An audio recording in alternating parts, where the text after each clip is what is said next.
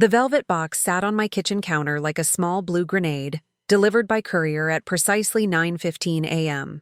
No return address. Just my name written in elegant script across the shipping label.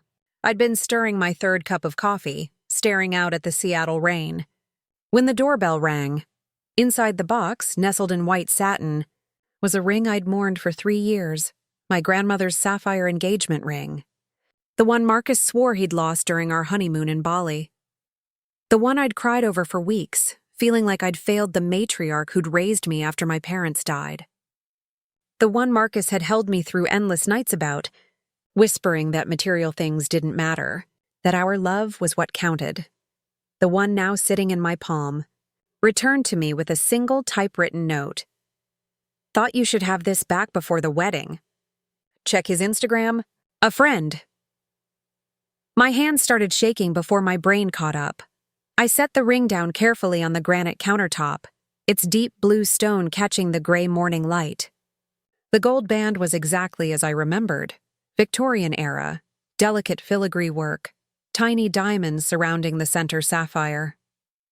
My grandmother had worn it for 62 years of marriage.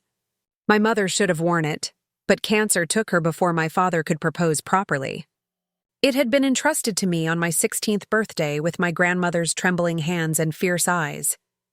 This ring has seen real love, Diane, she'd told me. Don't waste it on someone who doesn't understand its value. I'd given it to Marcus on our wedding day, asking him to keep it safe. A symbol of legacy, of trust, of forever, and he'd claimed he lost it in the ocean. My phone felt heavy as I picked it up. My thumb hovered over Instagram. I hadn't checked Marcus's profile in over a year, not since the divorce was finalized 18 months ago. Not since I'd blocked him and his entire circle of friends, determined to move forward instead of dwelling on the wreckage of our 5-year marriage. But someone wanted me to look now. I opened the app and typed his name with fingers that wouldn't stay steady. His profile appeared immediately, public, of course. Marcus had always loved attention. The top post was from 6 hours ago. The photo was professionally shot, golden hour lighting making everything look like a fairy tale. Marcus stood behind a woman I didn't recognize, his arms wrapped around her waist. She was younger than me, maybe 25 to my 32, with perfectly highlighted blonde hair and the kind of effortless beauty that came from good genes and better stylists. They were both laughing at something off camera, looking ridiculously happy, and on her left hand, prominently displayed against Marcus's chest where she'd placed it for the photo, was my grandmother's sapphire ring. The caption read, "She said, yes. Can't wait to marry my soulmate. This ring has been in my family for generations. Felt right to finally give it to the woman who deserves it. October can't come soon enough. Engaged. Forever starts. Now Asher family heirloom." I read it 3 times, each word landing like a physical blow, in his family for generations, the woman who deserves it. The lies were so casual, so complete I almost laughed. Almost. Instead, I felt something cold and sharp crystallize in my chest, replacing the shock with something far more dangerous. Absolute clarity. My phone buzzed with a text from an unknown number. "Keep watching his stories. You'll want to see this." My mysterious benefactor apparently wasn't done. I clicked on Marcus's Instagram story, my coffee growing cold beside me. The first few slides were more engagement photos. The proposal had apparently happened at some vineyard in Napa Valley, complete with rose petals and a violinist. Very Marcus.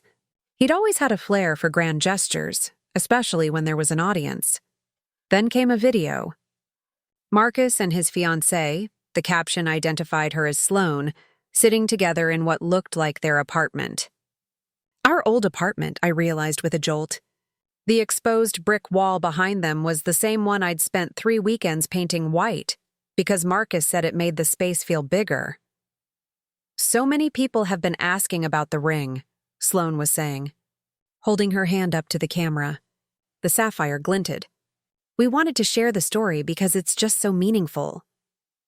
Marcus pulled her closer, his expression tender in that practiced way he'd perfected. "This ring belonged to my great-grandmother," he said smoothly.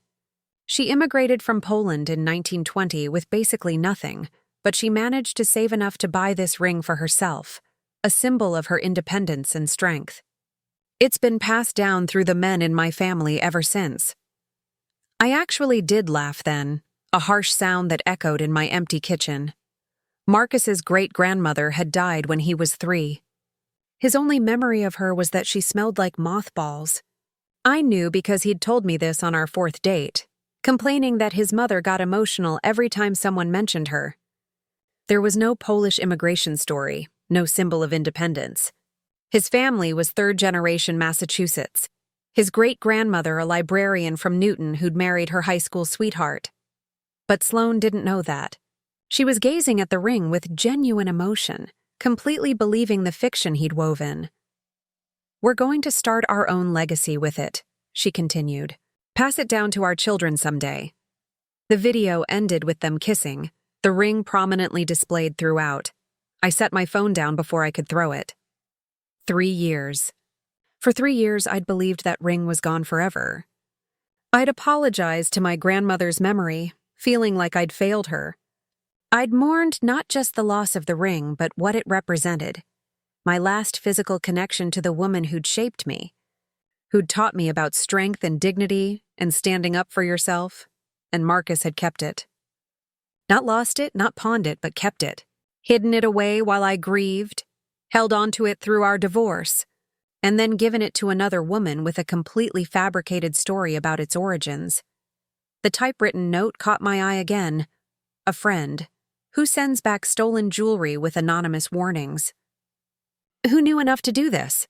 My phone buzzed again. Another text from the unknown number. His parents' anniversary party is Saturday. He's bringing her. Thought you might want to crash. Your grandmother's ring deserves the truth, don't you think? I stared at the message, then at the ring, then back at the message. Saturday was 4 days away. Marcus's parents had always loved me, or at least they'd seemed to. Patricia and Robert Holbrook, old money and older values. They'd welcomed me into their family with genuine warmth, treated me like the daughter Patricia never had. When Marcus filed for divorce, citing irreconcilable differences and growing apart, they'd sent flowers to my new apartment with a note saying they'd miss me, but they'd stayed loyal to their son, as parents do. I hadn't heard from them since. Now Marcus was planning to parade his new fiancée in front of them, wearing a ring they might actually recognize. Patricia had seen it at our wedding. She'd admired it then, asking about its history. I'd told her everything, about my grandmother, about the 62-year marriage, about the legacy of love it represented. Did she know Marcus had kept it? Did she know he was lying about its origins? My coffee maker beeped, signaling it was ready to shut off. I'd been standing in my kitchen for 45 minutes, staring at a ring and an Instagram post, my entire morning routine forgotten. I picked up the ring carefully, studying it in better light. There was the tiny inscription inside the band, ETM and JRM 1952, my grandmother Eleanor and grandfather James's initials with their wedding year. It was small enough that you'd need to really look to see it, but it was there. Proof of its true origins, another text. I can get you into the party. You deserve to know everything. More importantly, they deserve to know everything. I should have been scared. Some anonymous person had not only tracked down stolen property, but was now inviting me to crash a private party with promises of exposing my ex-husband. This was not normal behavior. This was not safe. But I wasn't scared. I was angry. The kind of anger that starts cold and controlled. The kind my grandmother had demonstrated when the nursing home tried to overcharge her, when the lawyer tried to cheat her out of her property settlement, when anyone mistook her kindness for weakness. She'd taught me that fury didn't have to be loud to be effective. Sometimes the quietest revenge was the most devastating. I texted back, "Who are you?" The response came immediately. Someone who knows what Marcus is really capable of. Someone who's tired of watching him destroy people. Are you in or not? I looked around my small apartment, the place I'd moved to after the divorce, the life I'd rebuilt from scratch. I'd spent 18 months convincing myself I was over it, that I'd moved on, that Marcus and his betrayals were behind me. I'd thrown myself into my work as a historical preservation consultant, finding solace in protecting the past even when I couldn't protect my own. But I hadn't moved on. Not really. I'd just buried it. The ring sat on my counter, blue as truth, hard as evidence. "I'm in," I typed. "Tell me everything." The 3 dots appeared, disappeared, appeared again. Finally, not over text. "Meet me at Cafe Umbria on Capitol Hill. 1 hour. Come alone. I'll be wearing a green scarf." I should have said no. I should have called the police, reported the stolen ring, let the legal system handle it. That would have been the reasonable thing to do. But Marcus had already proven the legal system was useless. During the divorce, I'd raised questions about joint assets that had mysteriously disappeared. My lawyer had found irregularities in our accounts, transactions I'd never authorized, money that should have been community property, but somehow ended up in Marcus's name only. But Marcus had better lawyers. His family had better lawyers. And in the end, I'd settled just to make it stop. Just to get away from him. He'd stolen from me before. Money, time, trust. Why not a ring too? I grabbed my jacket and keys. Whoever this mysterious messenger was, they had answers I needed. And if they could get me into that anniversary party, if they could give me a chance to expose Marcus's lies in front of his family and his new fiancée, my grandmother's voice echoed in my memory. When someone shows you who they really are, believe them. But when someone tries to hide who they really are, reveal them. I locked my apartment door and headed into the rain, my grandmother's ring safely tucked in my pocket. An hour later, I pushed open the heavy door of Cafe Umbria, the rich smell of espresso hitting me immediately. The cafe was moderately busy, a handful of people hunched over laptops, a couple sharing a pastry by the window, the usual Seattle coffee shop ambiance. I scanned the room for a green scarf. She was sitting in the back corner, face partially hidden by an oversized cup of something steaming. The green scarf was silk, expensive, draped artfully around her neck. When she saw me, she lifted her hand in a small wave. I wove through the tables, my heart hammering. Up close, she was older than I expected, maybe late 40s, with sharp features and intelligent eyes. She wore minimal makeup, but looked polished in that way that suggested careful attention to quality over quantity. Her dark hair was cut in a severe bob that somehow made her look both professional and dangerous. "Diane?" she said, not asking. "Thank you for coming. Please sit." I slid into the chair across from her, keeping my jacket on, my guard up. "You know my name, but I don't know yours. Call me Victoria." She studied me with an intensity that made me want to fidget. "You look like your grandmother." "She had your eyes." I froze. "How did you—" "I knew Eleanor. Not well, but enough. We served on a charity board together about 15 years ago. She was formidable." Victoria smiled slightly. "She talked about you often. Her granddaughter, the historian. She was very proud. Something in my chest loosened and tightened simultaneously. My grandmother died 7 years ago. I know. I sent flowers to the funeral. You probably don't remember. There were so many people there." Victoria leaned back, her fingers wrapped around her cup. She would be furious about what Marcus did. The ring, I mean, among other things. "How do you know about Marcus? How did you get the ring back?" "I've been watching him for a while now." Victoria's expression hardened. "He destroyed someone I care about. Someone who couldn't fight back. So I've made it my business to understand exactly who Marcus Holbrook is and what he's capable of." A chill ran down my spine. "Who did he hurt?" "My daughter." Victoria's voice stayed steady, but her knuckles whitened around her cup. "She worked at Marcus's firm 2 years ago. Fresh out of college, bright, ambitious. He was her mentor. I didn't want to hear the rest, but I couldn't look away. He seduced her, promised her promotions, made her believe she was special. Then when she got too attached, too dependent, he destroyed her. Spread rumors about her performance, made her doubt her own competence, eventually got her fired." Victoria met my eyes. She had a breakdown. Spent 6 months in treatment. She's better now, but she'll never be the same. My stomach turned. I'm so sorry. Don't be sorry. Help me make sure he can't do it again. Victoria pulled out her phone, scrolling through something. After what happened to Rachel, my daughter, I started digging. You wouldn't believe what I found. She turned her phone toward me. The screen showed a document, an expense report from Marcus's company with his signature. The numbers were highlighted in red. Marcus has been embezzling from his firm for 3 years. Small amounts, cleverly hidden, but it adds up to over $200,000. Victoria swiped to the next image. He's also been feeding insider information to competitors, probably for kickbacks. And he's been running a side consulting business using company resources and client lists. My mouth went dry. How did you get all this? I'm a forensic accountant. Finding hidden money is what I do. Her smile was sharp. When I set my mind to destroying someone financially, I'm very thorough. She swiped again. This time the image showed a text message exchange. Marcus's name was at the top, but the messages themselves made my skin crawl. After you guys divorced, Marcus had 3 girlfriends before Sloan.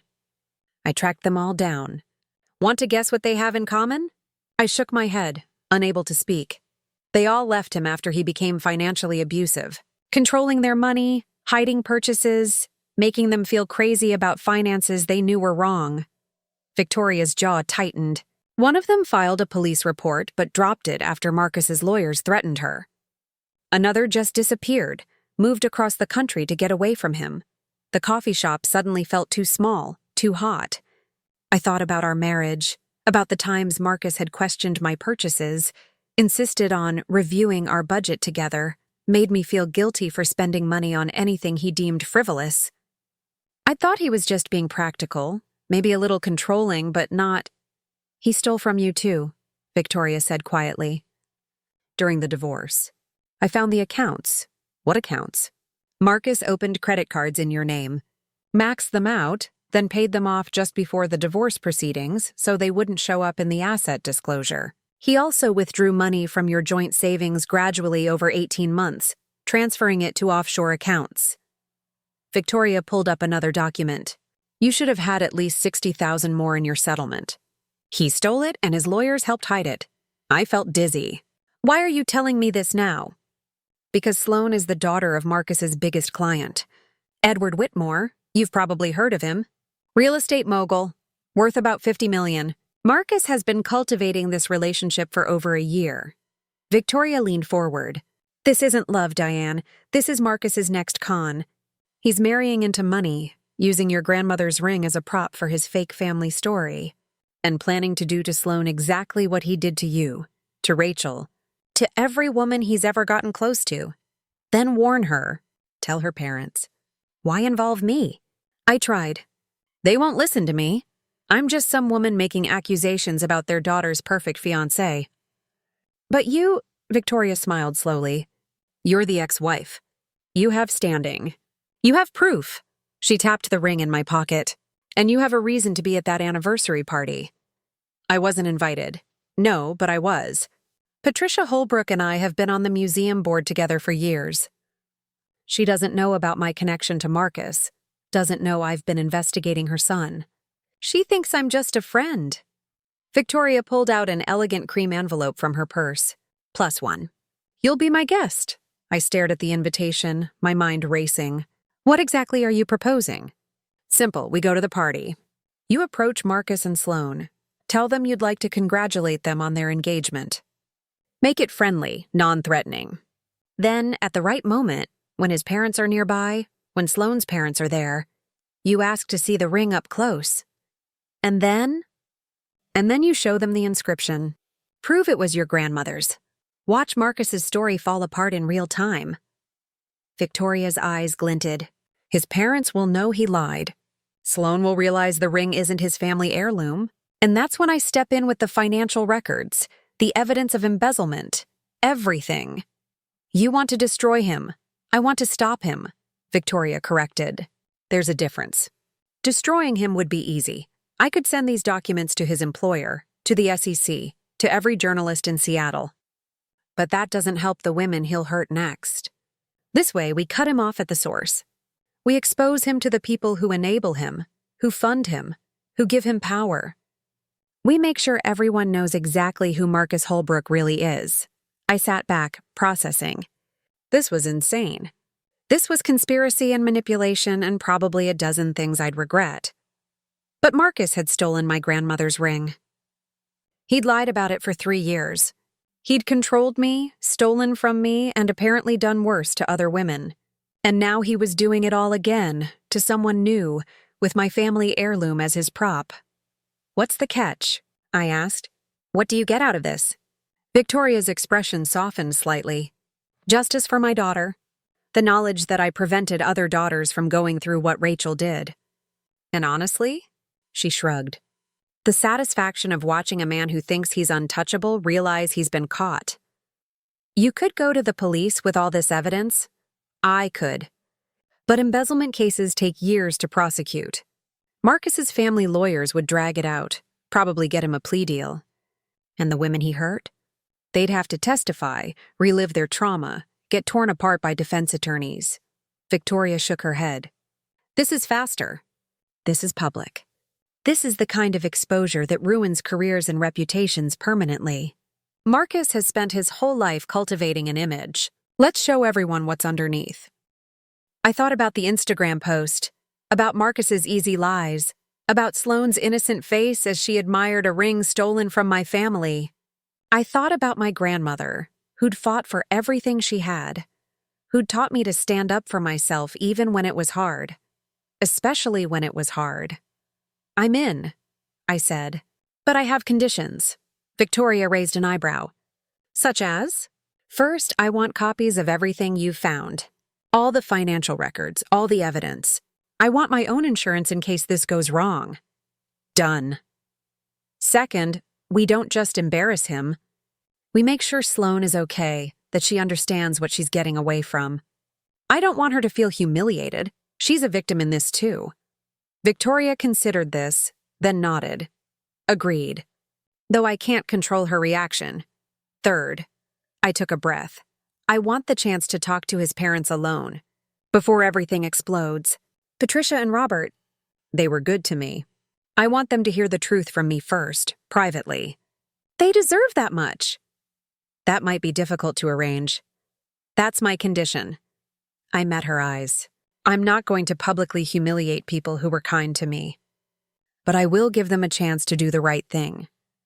Victoria studied me for a long moment, then smiled. "Your grandmother raised you well. All right.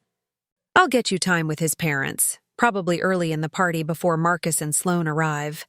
But after that, we do this my way." She extended her hand across the table. I hesitated for just a second, feeling like I was making a deal with the devil. Or maybe an avenging angel. The line between the two had never seemed thinner. I shook her hand. "Saturday, then," Victoria said, standing. "I'll pick you up at 6. Dress formally, it's a black tie event. And Diane?" She paused, pulling her green scarf tighter. "Don't tell anyone about this. Not friends, not family. Marcus has a way of finding things out, and I'd rather keep the element of surprise." She left before I could respond, disappearing into the Seattle rain like something out of a noir film. I sat alone at the table, my untouched coffee growing cold, my grandmother's ring heavy in my pocket. In 4 days, I was going to crash my ex-husband's parents' anniversary party, expose his theft and lies, and potentially ruin his engagement. It was possibly the most reckless thing I'd ever considered doing. My phone buzzed. A text from Victoria. "Check your email. Sent you everything. Read it all. You need to know exactly who you're dealing with." I opened my email on my phone, and there it was. A massive encrypted file, password protected. The password hint was simply, "Your grandmother's wedding year." The files downloaded slowly, revealing folder after folder of documents, spreadsheets, text messages, emails, photos. It would take me hours to go through it all, but I had 4 days. I picked up my cold coffee and took a sip anyway, barely tasting it. Through the window, Seattle continued its normal Tuesday routine, people rushing to work, tourists photographing the Space Needle, the eternal rain making everything glisten. My normal routine was officially over. I pulled out the ring one more time, studying the inscription in the cafe's warm light. Eleanor and James, 1952.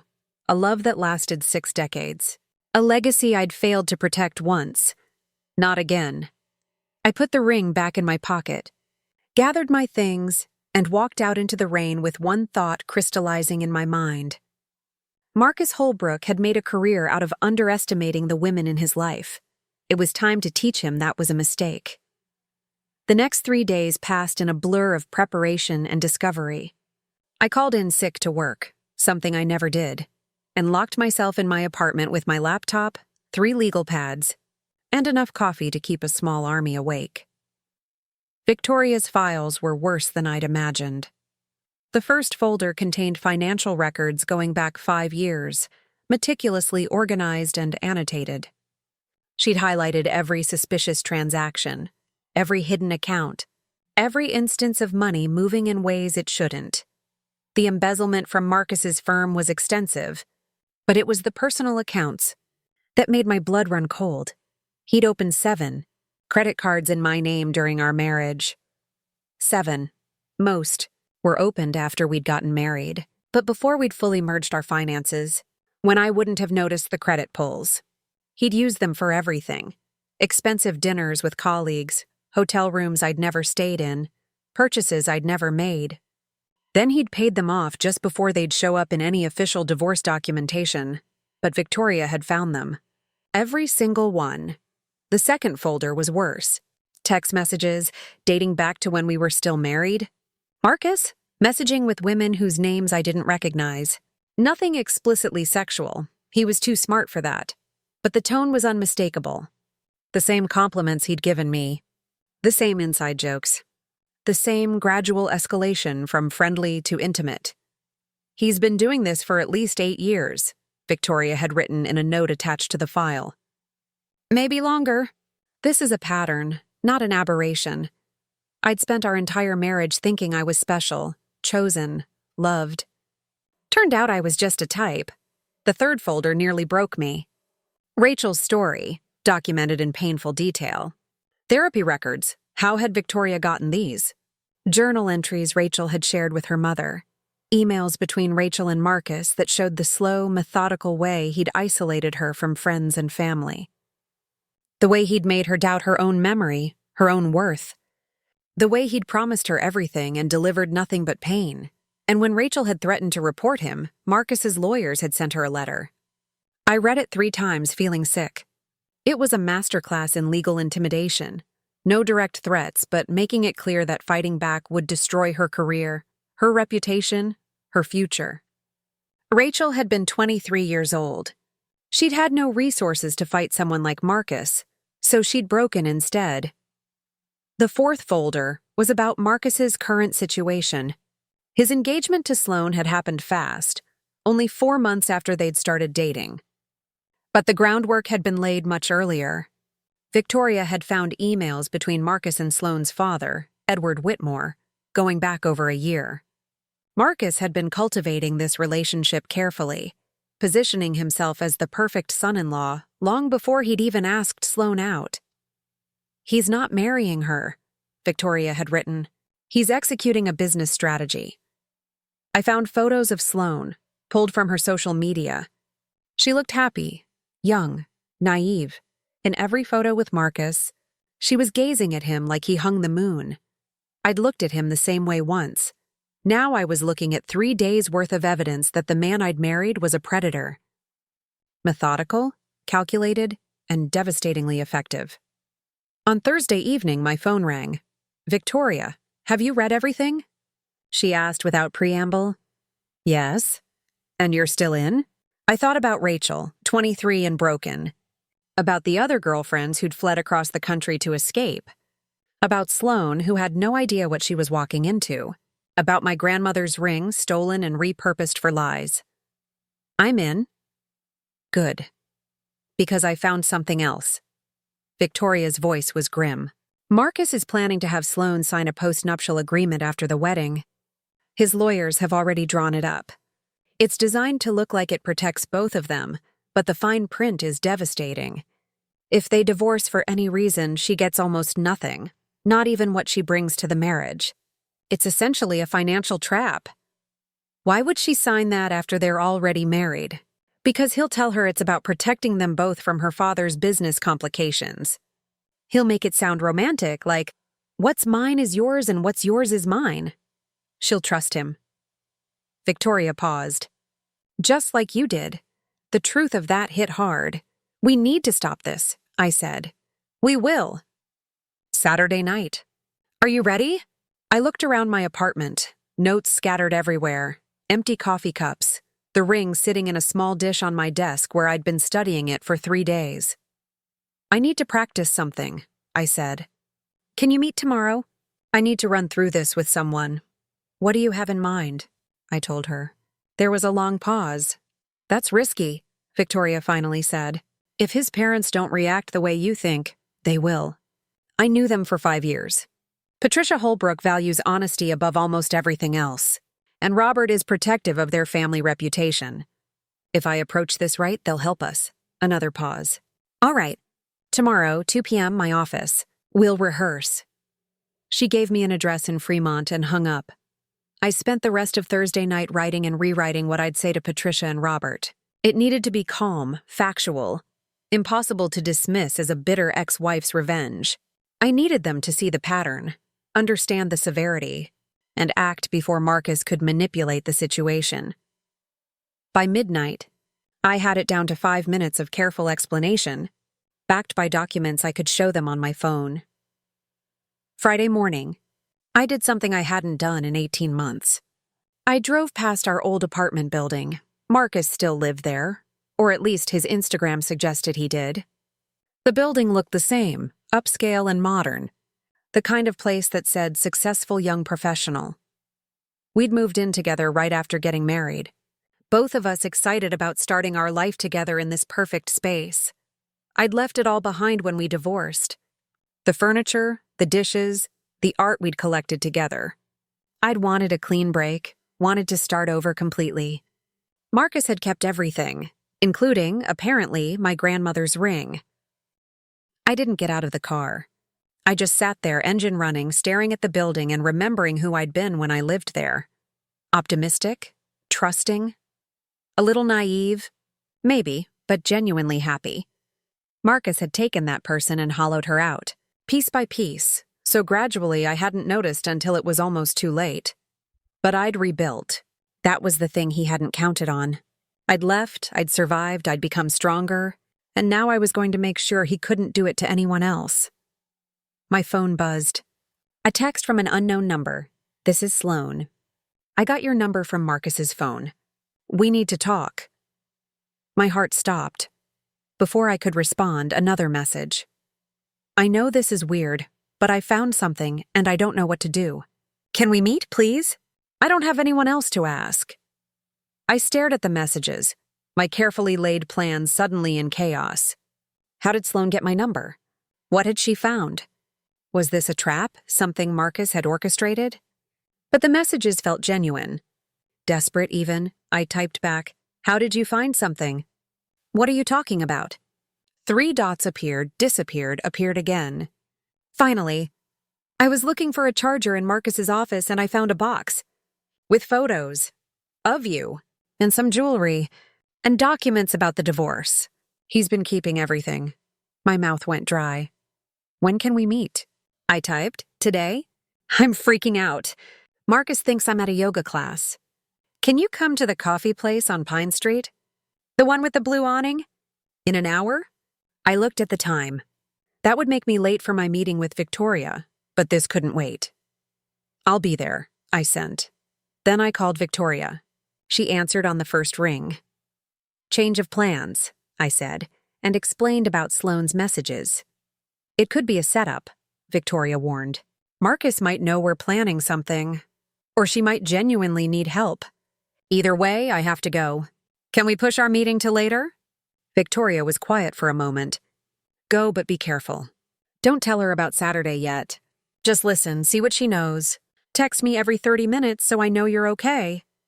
You think I'm in danger? I think Marcus is desperate and cornered people do desperate things. Promise me you'll be careful. I promised and hung up, then headed toward Pine Street with my mind racing. The coffee shop was quiet when I arrived, just a few people working on laptops. Sloane sat in the far corner, her back to the wall, wearing oversized sunglasses even though it was overcast. When she saw me, she stood up awkwardly, her hands twisting together. Up close, she looked younger than her photos. And scared. "Thank you for coming," she said, her voice barely above a whisper. I didn't know who else to call. "Show me what you found," I said, sitting down across from her. Sloane pulled out her phone with shaking hands, scrolling to her photos. "I wasn't snooping, I swear. I was just looking for a charger and I found this box in the back of his closet. It had your name on it." She turned her phone toward me. The photo showed a shoebox with Diane written on the lid in Marcus's handwriting. Inside, visible even in the photo, were stacks of papers, several jewelry boxes, and a folder bulging with documents. "I opened it," Sloane said, her voice cracking. "I know I shouldn't have, but your name was right there and I needed to know." She swiped to the next photo. My wedding ring. The simple gold band I'd left behind when I moved out, too painful to keep. Next photo. A necklace my grandmother had given me, one I'd thought was lost. Next photo. Documents. Our marriage certificate.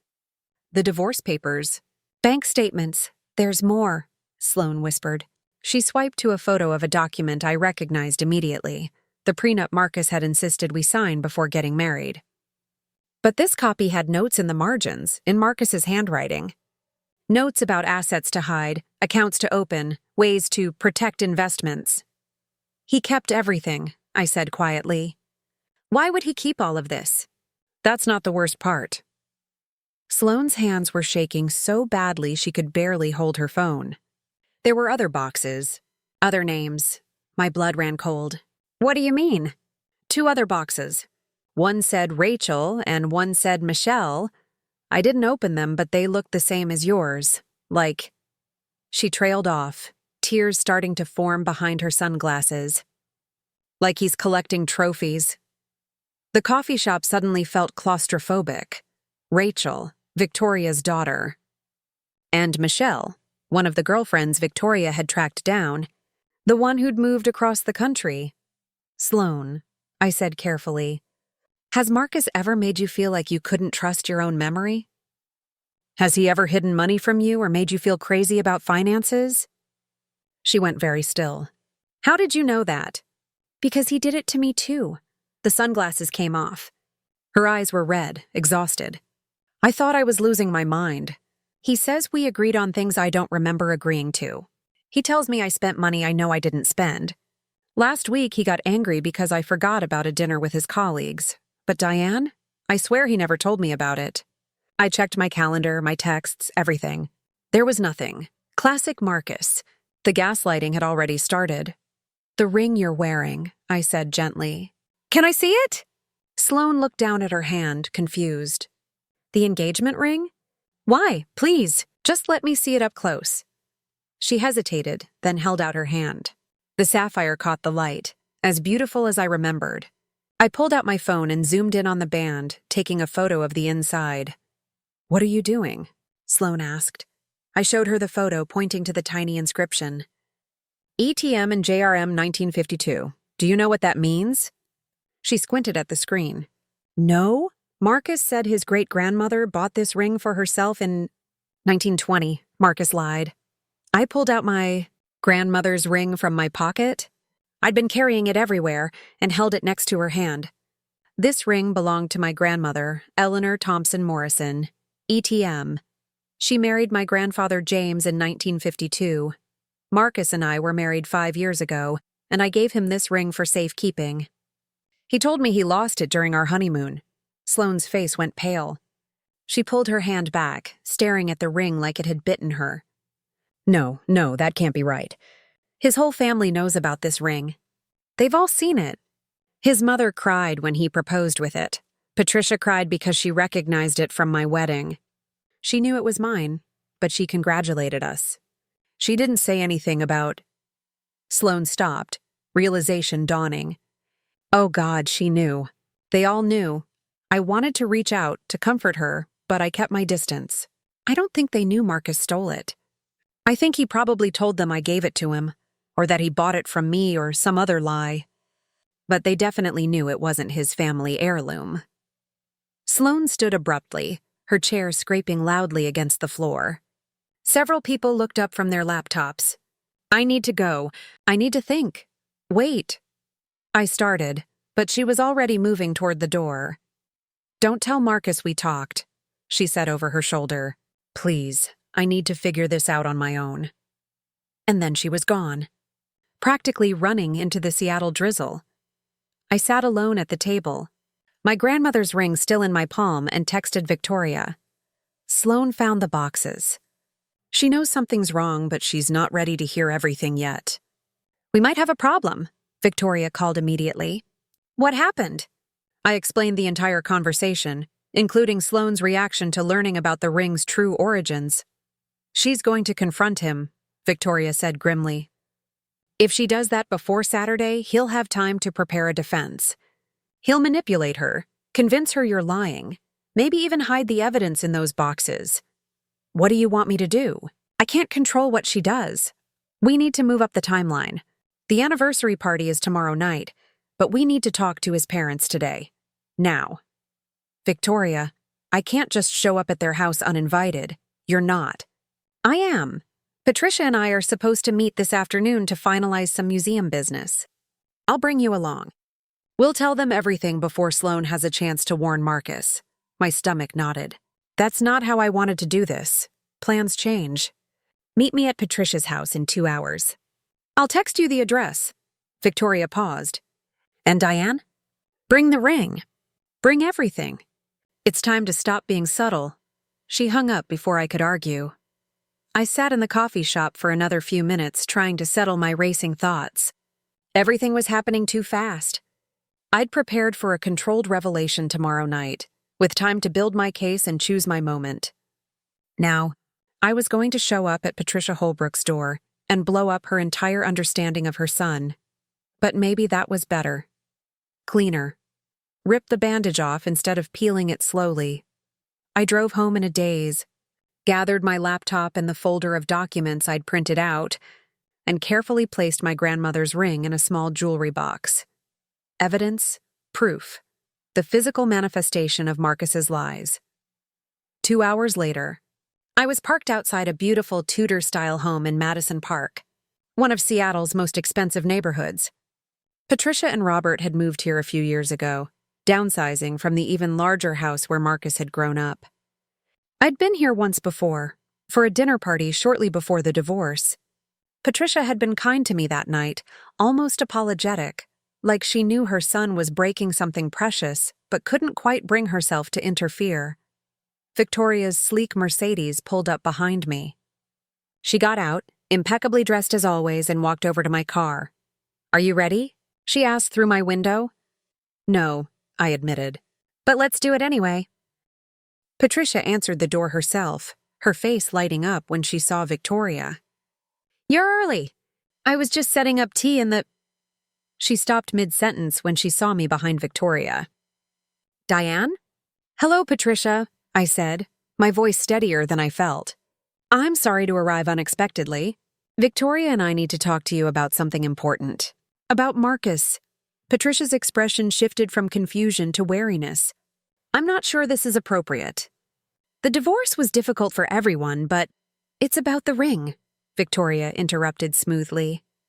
"The engagement ring Marcus gave to Sloane. Diane has some concerns about its provenance." Something flickered across Patricia's face. "Guilt? Recognition?" She stepped back from the door. "You'd better come in." The house was exactly as I remembered, elegant without being ostentatious, filled with antiques and art carefully chosen over decades of collecting. Patricia led us to her sitting room, a sunny space overlooking an immaculate garden. "Robert is at his club," she said, sitting down carefully. "Whatever you need to discuss, it will have to be with me alone." "That's fine," Victoria said, settling onto the sofa. "In fact, it might be better this way." I remained standing, too nervous to sit. Patricia watched me with those sharp eyes that had always seen more than people expected. "You recognized the ring, didn't you?" I asked directly. When Marcus proposed to Sloane with my grandmother's sapphire, you knew it was the same ring I wore to my wedding. Patricia's hand went to her throat, a tell I recognized from years of knowing her. Diane, please don't lie to me, not now. I need to know the truth. She was quiet for a long moment, then sighed deeply. Yes, I recognized it. But Marcus told me you'd given it to him, that you'd said he could keep it because it reminded you of the marriage and you wanted a fresh start. He said you knew he planned to propose with it someday. And you believed him? Why wouldn't I? Patricia's voice rose slightly. You'd just gone through a painful divorce. It seemed plausible that you'd want to distance yourself from reminders of your marriage. And Marcus is my son. Of course I believed him. Victoria leaned forward. Patricia, what if I told you that ring wasn't the only thing Marcus lied about? What if there were other lies, bigger ones that affected not just Diane but multiple women? Patricia's face hardened. I don't appreciate what you're implying. I'm not implying anything. I'm telling you facts. Victoria pulled out her tablet, swiping to a document. Your son has been embezzling from his firm for 3 years. He's stolen over $200,000, and he's about to be caught. The audit trail is clear. That's ridiculous. It's documented. Victoria turned the tablet toward Patricia. This is money he moved from corporate accounts into personal investments. Small amounts, spread over time, but it adds up. His company doesn't know yet, but they will soon. Patricia's hand trembled slightly as she took the tablet, scrolling through the financial records. Her face grew paler with each page. There's more, I said quietly. I pulled out my laptop and opened the folder of documents. During our marriage, Marcus opened multiple credit cards in my name without my knowledge. He used them, then hid them during our divorce proceedings, so I wouldn't get compensated for the debt. He also withdrew money from our joint accounts and moved it offshore. Diane, I don't know what you think you'll accomplish. I want you to understand who your son really is, Patricia, before he destroys another woman's life. I pulled out the jewelry box and opened it, showing her my grandmother's ring. This was in my possession yesterday. Someone returned it to me. Marcus didn't lose it in Bali. He kept it deliberately and lied to everyone about it. Patricia stared at the 2 rings, the one on my hand in the photo I'd pulled up on my laptop, and the one in the box before her. I don't understand. Marcus has been running a pattern, Victoria said. He targets women, usually younger or less established professionally. He love bombs them, isolates them from support systems, then begins financial and emotional abuse. When they try to leave or fight back, he destroys them. He's done it to at least 4 women that we know of, including my daughter. Patricia's head snapped up. Your daughter? Rachel. She worked for Marcus's firm 2 years ago. He was her mentor. Victoria's voice was ice. He seduced her, made her dependent on him, then systematically destroyed her career and mental health when she became inconvenient. She had a breakdown. She's still recovering. That's... Patricia started, but her voice broke. Rachel, I met her at a company event. She was lovely. Marcus said she left because of performance issues. Marcus lied. Patricia set down the tablet with shaking hands. These are serious accusations. Do you have proof beyond financial documents that could be explained other ways? I pulled out my phone. I have text messages, emails, recorded conversations from other women Marcus dated after our divorce, all following the same pattern. All ending the same way, with the woman fleeing or breaking down. I spent the next 20 minutes walking Patricia through everything Victoria had found. With each piece of evidence, I watched her expression shift from defensive to doubtful to horrified. When I finally finished, she sat in silence for a long moment. Why are you showing me this now? She finally asked. Why not go to the police? Because Marcus is about to marry Sloane Whitmore, Victoria said. And he's using Diane's grandmother's ring to do it, wrapped in a complete fabrication about family legacy. We wanted you to have a chance to intervene before he traps another young woman in his pattern. What do you want me to do? Patricia's voice was small, broken. Talk to him, I said. Tell him you know the truth about the ring. Tell him the engagement needs to be postponed until he can prove he's not the person these documents suggest. Give Sloane time to see who he really is. Patricia stood abruptly, walking to the window overlooking her garden. If I do this, if I confront Marcus with these accusations, it will destroy our relationship. He'll never forgive me. If you don't do this, Victoria said quietly, you'll be enabling him to destroy another life. How will you forgive yourself for that? The silence stretched out, broken only by the distant sound of traffic and the ticking of an antique clock on the mantel. I need to talk to Robert, Patricia finally said. He needs to see all of this. Can you come back tonight? 8 o'clock? Victoria and I exchanged glances. The anniversary party is tomorrow night, Victoria pointed out. Marcus will be there with Sloane. If you're going to intervene, it needs to be before then. Patricia turned from the window, and I was struck by how much older she suddenly looked. Then we'll talk to him tomorrow afternoon before the party. Robert and I together. She looked at me directly. I'm sorry, Diane. I'm so sorry I didn't see this sooner. It's not your fault, I said, and meant it. Marcus is very good at hiding who he really is. Will you both come tomorrow? Patricia asked. To the party? I think we'll need support. And witnesses? We'll be there, Victoria promised. As we walked back to our cars, I felt simultaneously relieved and terrified. The plan was in motion now, unstoppable. By tomorrow night, everything would be different. She believed us, I said to Victoria. I wasn't sure she would. Patricia Holbrook has always valued the truth, even when it's painful. That's why I knew approaching her was the right move. Victoria checked her phone, frowning. Though I suspect Marcus is about to have a very unpleasant conversation with Sloane. She's been calling him repeatedly for the last hour. How do you know that? Victoria gave me a look. I have my methods. The important thing is that everything is coming together. Tomorrow night, at the anniversary party, Marcus's entire carefully constructed life is going to collapse. What if he runs? I asked. What if Sloane warns him and he disappears before we can expose him? He won't run. Men like Marcus never think they'll actually face consequences. He'll assume he can talk his way out of anything, charm his way through any accusation. That's what makes tomorrow so perfect. He'll walk right into his own exposure. I hoped she was right. That night, I couldn't sleep.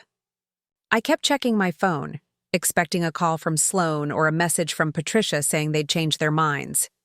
But there was nothing, just the quiet of my apartment and the weight of what was coming. At 2 a.m., I got up and made tea, sitting at my kitchen table with my grandmother's ring in front of me. I thought about Eleanor, about the strength she'd shown throughout her life. She'd survived the Depression, raised 4 children, buried a husband, and still managed to be the most formidable woman I'd ever known. What would she think of what I was about to do? Would she approve of this public exposure, this calculated revenge? I thought back to a conversation we'd had when I was 19, just after a boy had broken my heart. I'd wanted to expose him, to tell everyone at school what he'd done. Eleanor had stopped me. There's a difference between revenge and justice, she'd said. Revenge is about making yourself feel better. Justice is about preventing future harm.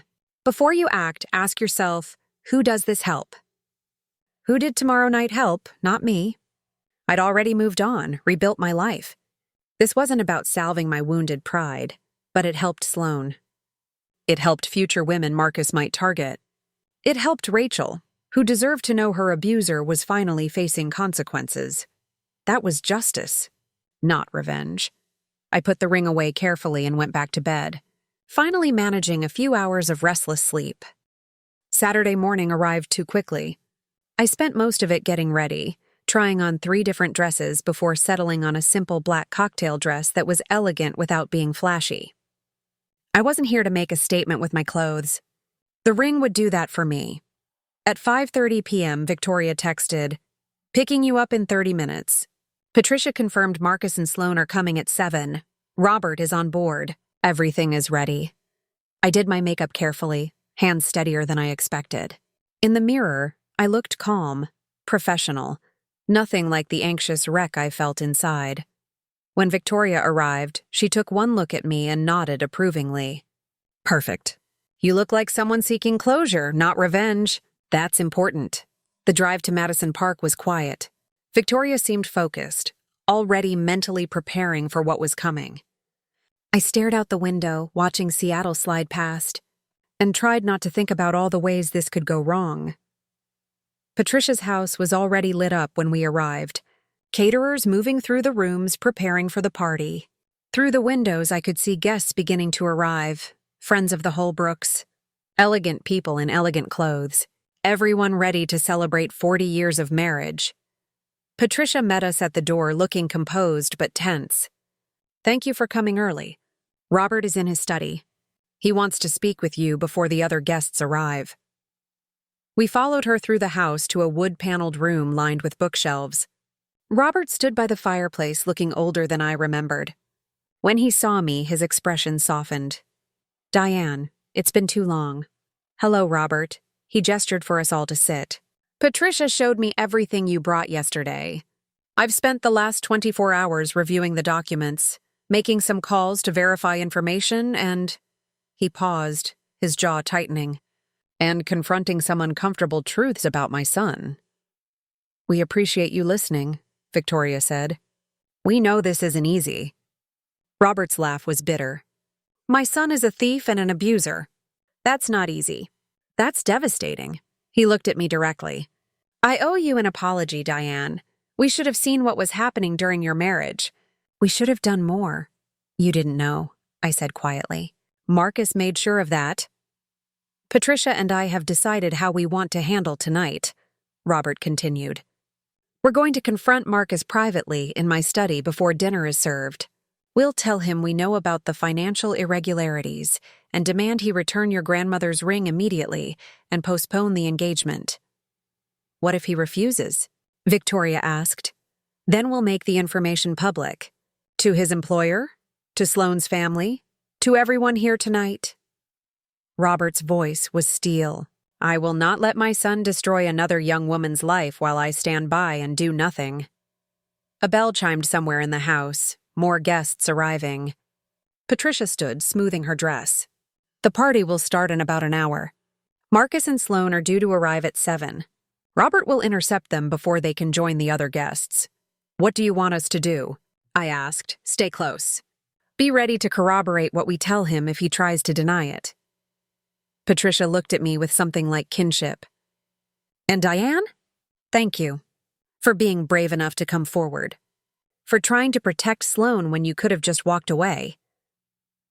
As we left the study, guests were streaming in, the house filling with laughter and conversation.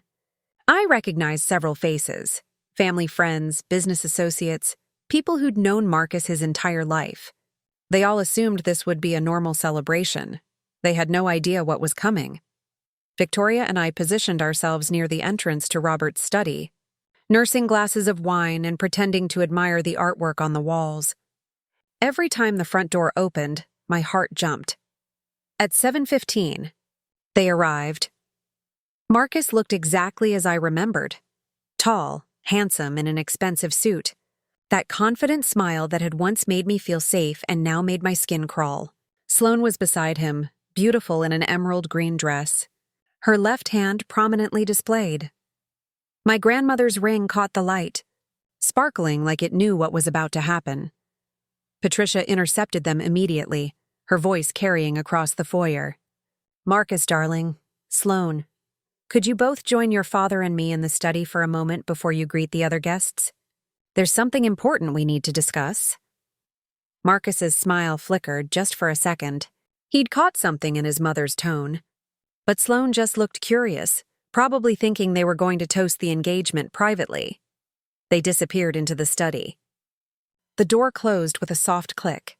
Victoria and I moved closer, close enough to hear raised voices but not words.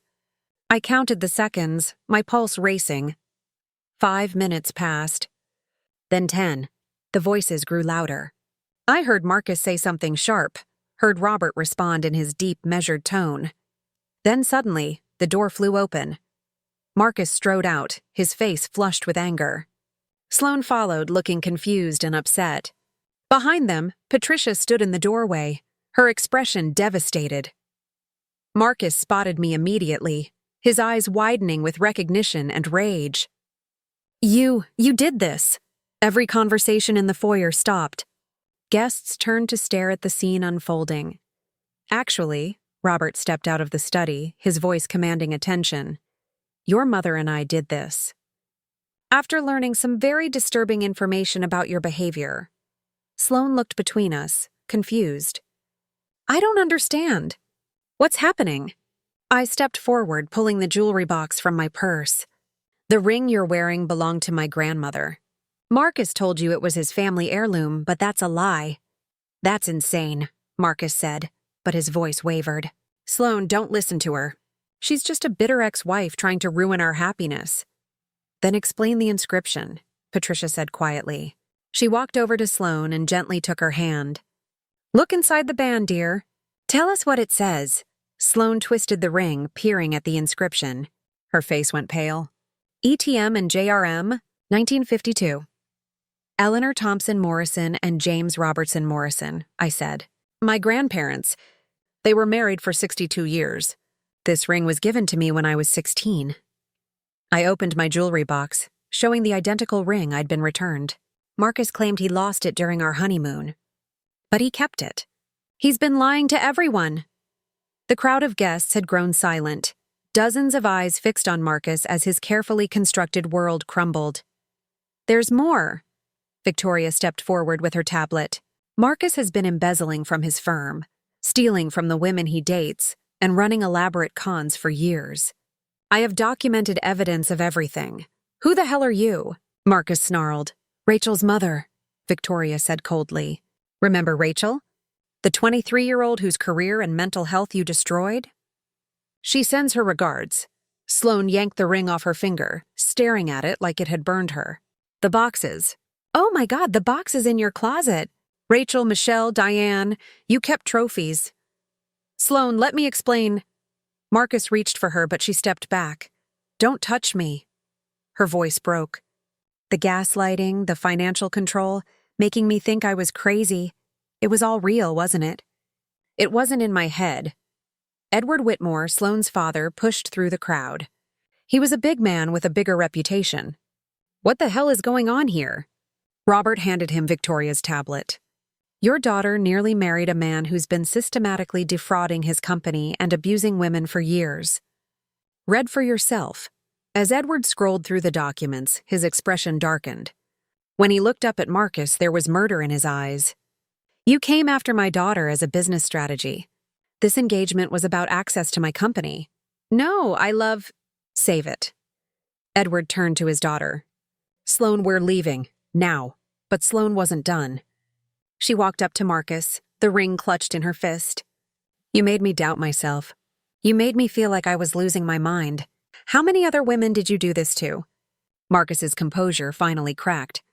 You don't understand the pressure I was under. The expectations? I did what I had to do to survive. You destroyed people to get ahead, Patricia said, tears streaming down her face. And we enabled you by refusing to see it. Robert's voice was iron. You have until Monday to resign from your firm and confess to the embezzlement. If you don't, we'll turn over all evidence to the authorities ourselves. You will also return every item you stole from these women, and you will seek professional help. And if I refuse? Then you'll go to prison, Victoria said simply. I've already shared everything with the SEC. They're just waiting for my signal to begin formal proceedings. Marcus looked around at the crowd, family friends, colleagues, people he'd known his entire life, and saw only disgust and betrayal. His reign of manipulation was over, ended not with violence but with simple truth. Sloane placed the ring in my hand. This belongs to you. I'm so sorry he took it. You have nothing to apologize for, I told her. You're not responsible for his choices. She nodded, tears falling, and let her father lead her away. Marcus tried one last time. Mom, Dad, please leave, Patricia said firmly. And don't come back until you're ready to face what you've done. We watched him go. Shoulders slumped, the golden boy finally tarnished beyond repair. Later, As the party dissolved into quiet conversations and early departures, I stood in Patricia's garden with my grandmother's ring restored to my possession. Victoria joined me, looking satisfied. "Your grandmother would be proud," she said. "She'd say justice isn't about revenge, it's about protection." I slipped the ring onto my finger where it belonged. Tomorrow Marcus would face consequences. His company would investigate, Sloane would heal, and other women would be spared his pattern of abuse. As for me, I had my grandmother's legacy back. Not just the ring, but the lesson she'd spent her life teaching me. Stand up for truth. Protect the vulnerable and never let cruelty go unchallenged. That was worth more than any revenge. 6 months later, I received a letter from Sloane. She was in therapy, rebuilding her confidence, and had started a nonprofit helping women identify financial abuse. Rachel had joined her as a co-founder. Marcus had been charged with embezzlement and fraud. His parents had cut him off financially, forcing him to face consequences for the first time in his life, and my grandmother's ring sat in a safe deposit box, waiting. Someday, I'd pass it to someone worthy, someone who understood that real love doesn't require lies, manipulation, or stolen heirlooms. Real love, like my grandparents had, was built on truth, and truth, I'd learned, was the most powerful weapon of all. The end up next. You've got 2 more standout stories right on your screen. If this one hit the mark, you won't want to pass these up. Just click and check them out. And don't forget to like, subscribe, and turn on the notification bell so you don't miss any upload from us.